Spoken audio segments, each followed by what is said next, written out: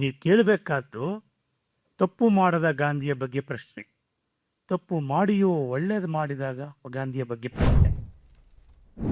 ಎಲ್ಲರಿಗೂ ನಮಸ್ಕಾರ.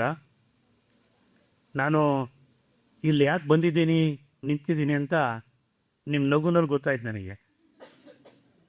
ನೆನ್ನೆ ಎಫೆಕ್ಟು ಕರೆಕ್ಟಾ? ಮಾಡೇ ಮಾಡ್ತೀನಿ ಇಲ್ಲೂ ಅದನ್ನ.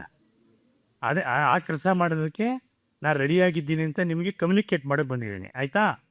ತುಂಬ ದೊಡ್ಡವರಿದ್ದಾರೆ, ಇಬ್ಬರು ಬಹಳ ದೊಡ್ಡ ತಜ್ಞರು ಇಲ್ಲಿದ್ದಾರೆ. ಅವ್ರ ಮಾತುಗಳನ್ನ ಕೇಳಿ ನಾನು ಕೇಳ್ತೀನಿ. ಕೇಳೋಕ್ಕಿಂತ ಮುಂಚೆ ಅವರ ಮಾತಿಗೆ ಒಂದು ಮುನ್ನುಡಿ ರೂಪದಲ್ಲಿ ಎರಡು ಮಾತಾಡೋದಕ್ಕೆ ನಾನು ಇಲ್ಲಿ ನಿಂತಿದ್ದೀನಿ. ನನಗೆ ಒಂದು ಭಾಳ ದೊಡ್ಡ ತುಂಬ ಕಾಡ್ದ ಒಂದು ಆ ಮಾತನ್ನು ಬೆಳಗಿನ ಜಾವ ನೆನಪಾಗಿ ಪುಸ್ತಕನ ರೆಫರ್ ಮಾಡಿದೆ. ಅದು ಅಂಬೇಡ್ಕರ್ ಅವರು ಹೇಳಿದ ಒಂದು ಮಾತು ಏನಂದರೆ, ಆತ್ಮಗೌರವ ಇರುವ, ಜಾತಿ ಅಸ್ಪೃಶ್ಯತೆಗೆ ಒಳಗಾದ ಯಾವುದೇ ವ್ಯಕ್ತಿ, ಆತ್ಮಗೌರವ ಇರುವ, ಜಾತಿ ಅಸ್ಪೃಶ್ಯತೆಗೆ ಒಳಗಾದ ಯಾವುದೇ ವ್ಯಕ್ತಿ ಈ ನೆಲದ ಬಗ್ಗೆ ಹೆಮ್ಮೆ ಪಡಲಾರ. ನನಗೆ ಈ ನೆಲ ತೋರಿದ ತಾರತಮ್ಯ, ಮಾಡಿರುವ ಅನ್ಯಾಯ, ನೀಡಿರುವ ಹಿಂಸೆ ಎಷ್ಟೆಂದರೆ ಗೊತ್ತಿದ್ದೋ ಗೊತ್ತಿಲ್ಲದೆಯೋ ನಾವು ಈ ನೆಲಕ್ಕೆ ಅವಿಧೇಯರಾದರೆ ಅದರ ಜವಾಬ್ದಾರಿ ಈ ತಾಯಿ ನೆಲದ್ದು ಅಂತ ಹೇಳಿದ ಅಂಬೇಡ್ಕರ್ ಅವರ ಮಾತನ್ನ ಎದೆಗಾಕಂಡು ಕೆಲಸ ಮಾಡಿದ್ರು ಗಾಂಧಿ. ನೀವು ಕೇಳಬೇಕಾದ್ದು ತಪ್ಪು ಮಾಡದ ಗಾಂಧಿಯ ಬಗ್ಗೆ ಪ್ರಶ್ನೆ, ತಪ್ಪು ಮಾಡಿಯೂ ಒಳ್ಳೇದು ಮಾಡಿದಾಗ ಗಾಂಧಿಯ ಬಗ್ಗೆ ಪ್ರಶ್ನೆ.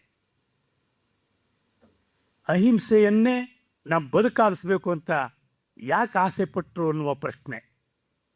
ಯಾವನು ಗುಂಡೊಡ್ದ, ಯಾವನ್ನು ಇಬ್ಬಾಗ ಮಾಡ್ದ ಅನ್ನೋ ಕಸಕ್ಕಿಂತ ನಮ್ಮ ಒಳಗೆ ತುಂಬಿದ ಸದ್ಭಾವನೆಯ ರಸದ ಬಗ್ಗೆ ಪ್ರಶ್ನೆ ಹಾಕಿದ್ರು. ನಿಮ್ಗೆ ಇಷ್ಟು ಒಳ್ಳೆ ಮನಸ್ಸಿದೆ, ಎಷ್ಟು ಚಂದವಾದ ಮನಸ್ಸಿದೆ. ನಿಮ್ಮ ಮನಸ್ಸಲ್ಲಿ ಕಸ ತುಂಬಿದವ್ರನ್ನ ಪಕ್ಕಕ್ಕೆತ್ತು ರಸ ತುಂಬುವಂಥ ವಿಚಾರಗಳನ್ನ ನೀವು ಕೇಳಿದಾಗ ನಿಮ್ಮ ಮನಸ್ಸು ತುಂಬ ಚೆನ್ನಾಗಿರುತ್ತೆ.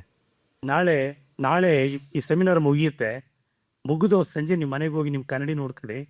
ನೀವು ಡಿಫ್ರೆಂಟಾಗಿ ಕಾಣಿಸ್ತೀರಿ, ತುಂಬ ಸುಂದರವಾಗಿ ಕಾಣಿಸ್ತೀರಿ. ಯಾಕೆಂದರೆ 3 ದಿವಸ ನಿಮಗೆ ಒಳಗಡೆ ಸದ್ಭಾವನೆಯನ್ನು ತುಂಬಿರ್ತಾರಲ್ಲ ಇವರು, ಅದು ನೋಡ್ಬೇಕನ್ನ.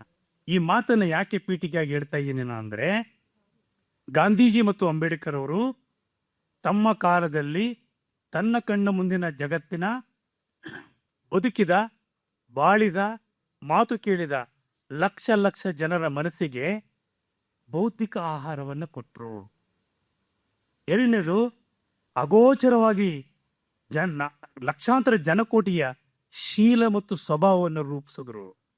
ಆ ಶೀಲ ಮತ್ತು ಸ್ವಭಾವವನ್ನು ನನ್ನದು ಮಾಡ್ಕೋಬೇಕು ಅಂತ ಆಸೆ ಪಟ್ಟರೆ ಇವ್ರು ಹೇಳಿದ ಮಾತುಗಳು ನಿಮ್ಗೆ ಅಷ್ಟು ಕೇಳಿಸ್ತವೆ. ಇಲ್ಲಿ ತಜ್ಞರು ಹೇಳಿದ ಮಾತು ನನ್ನ ಮಾತು ಅಂತ ಅನ್ಸಕ್ಕೆ ಶುರುವಾಗುತ್ತೆ. ಆಗ ನಾನೇ ಗಾಂಧಿ ರೂಪದಲ್ಲಿ, ನಾನೇ ಅಂಬೇಡ್ಕರ್ ರೂಪದಲ್ಲಿ, ನಾನೇ ವಿವೇಕಾನಂದ ರೂಪದಲ್ಲಿ ನಡೀತಾ ಇದ್ದೀನೋ, ನಾನೇ ಕಸ್ತೂರಿ ಬಾ ರೂಪದಲ್ಲಿ ನಡೀತಾ ಇದ್ದೀನೋ, ನಾನೇ ಯಶೋಧರ್ಮ ಥರ ನಡೀತಾ ಇದ್ದೀನೋ ಅಂತ ಅನ್ಸಕ್ಕೆ ಶುರುವಾಗುತ್ತೆ. ಇನ್ನೊಂದು, ಅವರು ಈ ಜಗತ್ತಿಗೆ ಬೇಕಾದ ಮಾತುಗಳ ಬೀಜ ನೆಟ್ಟರು.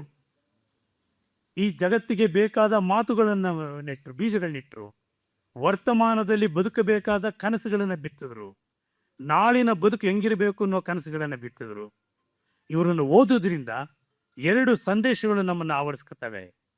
ಇವರಿಬ್ಬರನ್ನು ಓದೋದ್ರಿಂದ, ಒಂದು, ಜಾತಿ ರಹಿತವಾಗಿ ಬದುಕಬೇಕು, ಸಹಿಷ್ಣುವಾಗಿ ಬದುಕಬೇಕು ಅನ್ನೋದು ಗೊತ್ತಾಗುತ್ತೆ.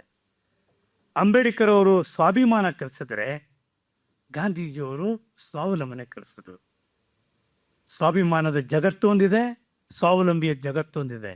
ಇದೆರಡನ್ನೂ ಸೇರಿಸ್ಕೊಂಡು ಕಟ್ಕೊಂಡ್ರೆ ನಮ್ಮ ಜಗತ್ತು ಉಳಿಯುತ್ತೆ. ಅದೇ ವರ್ತಮಾನ.